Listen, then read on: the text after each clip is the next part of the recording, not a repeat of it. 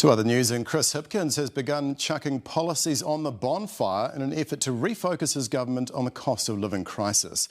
The ill-fated TVNZ-RNZ merger has finally hit the flames, and the government has given its hate speech agenda a real heave, throwing that work over to the Law Commission.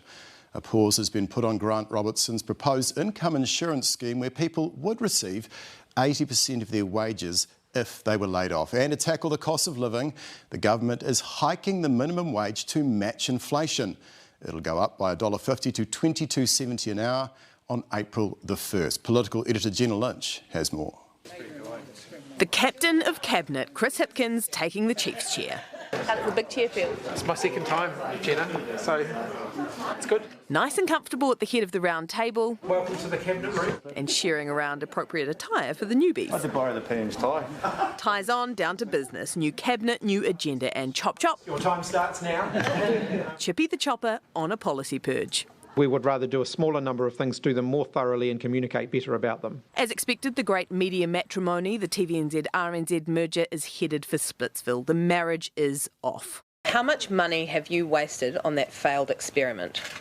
Look, we haven't got a final figure because the total savings generated by the decision that we have taken will depend on what reinvestment decisions we make. Reinvestment, meaning RNZ and New Zealand On Air will get funding boosts. But before the entities even came close to merging, money was flowing out the door just to make it happen. That's all now a sunk cost.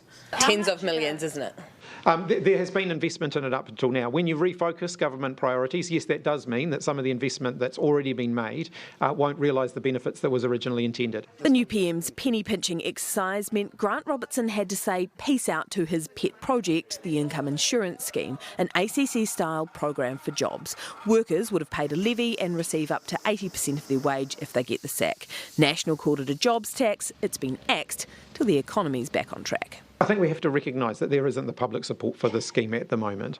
A biofuels mandate evaporated. Fuel companies will no longer be forced to produce sustainable energy. No idea of the climate impact of that one. Introducing a biofuels mandate will increase the price of fuel.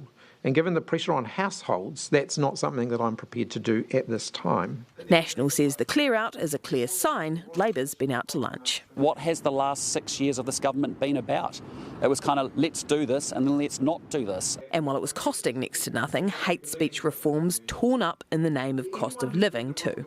Just an excuse to get a politically unpalatable thing off your plate. Well, one of the things is that it consumes time and energy. And at the moment, we need to have our time and energy focused on those issues that I've set out as priorities. But truly in the name of cushioning the cost of living crisis, the government today making the largest ever increase to the minimum wage, up $1.50 to $22.70 to help those doing it the toughest.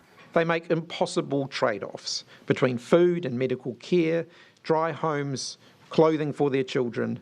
These families need our support now more than ever. And in an election year, Labor needs support now more than ever too. OK, Jenna, so how much money did the government free up today? Looking at what has been scrapped here, today wasn't really been instructed to come back to Cabinet with proposals to refocus those reforms. It sounds like they'll take about a month to try and sort out that muddle. Political editor Jenna Lynch, live at Parliament. Thanks very much for the update.